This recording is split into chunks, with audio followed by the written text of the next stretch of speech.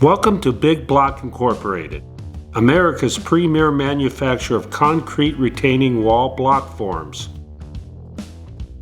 Today we will demonstrate how to assemble the form to pour a top block. The top block sits on the top course of the wall. No other block should be stacked on top of it. In order to assemble this form, we will need all of these components displayed. Keep in mind, sequencing is very important. So let's get started. First, install a pair of 24-inch block side inserts.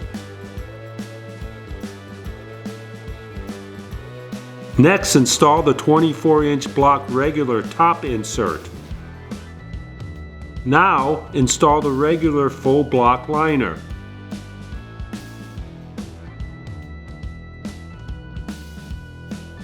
Use a 15/16 inch ratchet and ensure that all necessary bolts are screwed down firmly.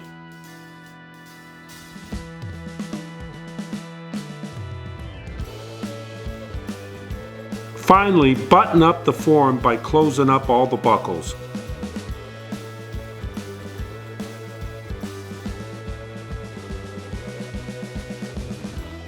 Now that the form has been fully assembled, it's time to pour the concrete.